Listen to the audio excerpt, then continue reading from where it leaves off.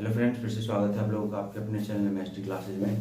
तो आज का हमारा टॉपिक है अर्थमेटिक प्रोग्रेशन। जैसे कि पहले वाले क्लास में हम लोगों ने ट्रिग्नोमेट्री देखा था, कुछ साइंस के टॉपिक कवर किए थे, उसी तरीके से आज हम लोग कवर करने वाले अर्थमेटिक प्रोग्रेशन। तो सबसे पहले बात करते हैं कि अर्थमेटिक प्रोग्रेशन होता क्या है। What is an arithmetic progression, जिसको हम लोग शॉर्ट फॉर्म में एपी भी बोलते हैं। ठीक है, it is a sequence of number such that the difference from any succeeding term to its preceding term remain constant throughout the sequence। कहने का मतलब है कि अगर मान लो अगर कोई आप सीक्वेंस बनाते हो, ठीक है, एक सीक्वेंस बनाया आपने, तो उसमें जो दो टर्म के बीच का जो डिफरेंस है, दो टर्म के बीच का जो डिफरेंस है, ये मान लो एक टर्म ये रहा, एक टर्म ये रहा, यहाँ पे ये सारे टर्म है, ठीक है, तो इनके बीच में जो ये डिफरेंस आपको दिख रहा है, ये डिफरेंस दिख रहा है, ये सारे डिफरेंस क्या होने चाहिए, कांस्टेंट होने चाहिए।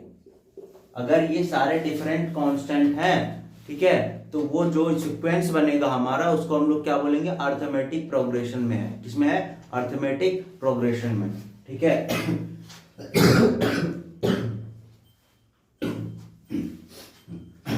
तो अब हम बात करते हैं कि अर्थमेटिक प्रोग्रेशन बनता कैसे है। सपोज करो कि आपने एक टर्म लिखा है, ठीक है, जिसको हम लोग फर्स्ट टर्म भी बोलते हैं, फर्स्ट टर्म। ठीक है, अब जो इसमें आपने देखा डिफरेंस जो कि कांस्टेंट था, उसको हम लोग बोलते हैं common difference, D common difference.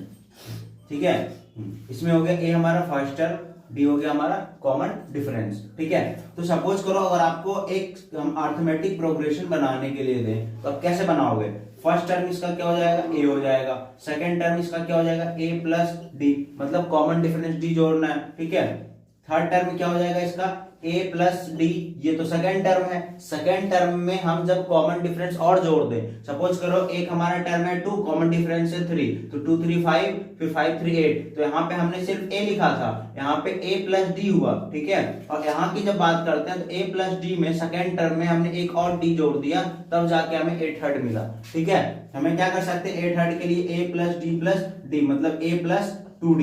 ठीक है, उसी तरीके से जब आप A4 फाइंड करोगे, तो A4 क्या बन जाएगा, A plus D plus D plus D, मतलब A प्लस 3d। तो आप यहाँ पे देख सकते हो कि भाई यहाँ पे जो है हमें फर्स्ट टर्म चाहिए तो A लिखा, सेकेंड टर्म चाहिए तो A प्लस डी लिखा, थर्ड टर्म चाहिए तो A2d लिखा, मतलब जो टर्म चाहिए उसमें से एक कम करके हम डी मल्टीप्लाई कर रहे हैं। ठीक है, जैसे हमें चाहिए A4, तो हमने लिखा A प्लस 3d, मतलब इसको अगर मैं 4 को n मान लूं, 4 को अगर मैं n मान लूं, तो फॉर्मूला क्या बन जाएगा, a n equal to a plus d n minus 1 into d, a n equal to a plus n minus 1 into d. ठीक है, ये हमारा किसी भी टर्म को निकालने के लिए फॉर्मूला यूज कर सकते हैं। ठीक है, अगर आपको मान लो एक सीक्वेंस दे दिया जाए, एक अर्थमेटिक प्रोग्रेशन दे दिया जाए और बोला जाए कि भैया आपको जो है 100 टर्म निकालना है, 70 टर्म निकालना है, 50 टर्म निकालना है, तो ये वाला फॉर्मूला यूज कर सकते हो आप लोग, a n equal to a plus n minus 1 into d, जिसमें कि हमारा ए क्या है, ए हमारा फर्स्ट टर्म है, एन हमारा जिस टर्म को फाइंड करना है वो है, डी हमारा कॉमन डिफरेंस है, और ए एन हमारा एन टर्म दे रखा है। ठीक है, अब इसके बाद मैं बात करूं तो इसमें एक और चीज क्या है कि बहुत जगह पे आपको देखना होगा general form of an AP. AP का जनरल फॉर्म क्या होता है, ठीक है, एपी का जनरल फॉर्म क्या होता है। एपी का जनरल फॉर्म बेसिकली यहां से लिख सकते हैं हम लोग, general form of AP, A comma A plus D comma A plus 2d comma A plus 3d, ऐसे करके डॉट डॉट डॉट कहां तक जाएगा, ये a plus n minus 1 into d. ये हमारा होता है general form of an AP, AP का जनरल फॉर्म। ठीक है, इतना समझ में आ गया। अब हम लोग नेक्स्ट बात करते हैं एसएन पे। एसएन क्या होता है, सम ऑफ एन टर्म।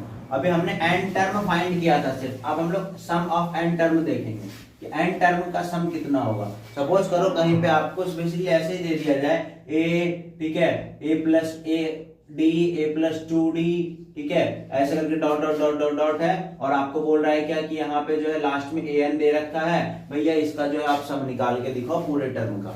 ठीक है, पूरे टर्म का क्या करो आप, सम निकाल के दिखाओ। फॉर्मूला क्या यूज करेंगे हम लोग, फॉर्मूला क्या यूज करेंगे इसके लिए, तो इसके लिए फॉर्मूला होता है S n sum of n term, sum of n term S n equal to n upon two n by two into 2a plus n minus one into d, 2a plus n minus one into d, ये हमारा formula होता है sum of n term find करने के लिए। ठीक है, अगर मान लो यहाँ पे आप S n equal to n upon two into a plus a n भी कर सकते हैं। कैसे करेंगे, तो 2a को क्या लिख सकते हैं, a प्लस ए लिख सकते हैं। ठीक है, और बाद में है n minus one into d. ठीक है, तो S n equal to n upon two into a plus n minus one into d किसका फॉर्मूला था भैया, ए एन का था। हाँ, तो यहाँ पे एस एन जो बनेगा n upon two into a plus a n भी हो सकता है। एस एन के formula a plus two a plus n minus one into d के फॉर्म में भी हो सकता है। तो इस बेसिकली इस हिसाब से आप क्या कर सकते हो, क्वेश्चन सॉल्व। ठीक है, और ज्यादा कुछ है नहीं, बस एक क्वेश्चन में यहाँ पे लिख रहा हूं कि अगर किसी अर्थमेटिक प्रोग्रेशन का एपी का जो है, एपी अगर दे रखा है 2 7 12 डॉट डॉट डॉट, तो इसमें आपको फाइंड करना है S60, ये आपको फाइंड करना है और इसका आंसर आपको कमेंट में बताना है।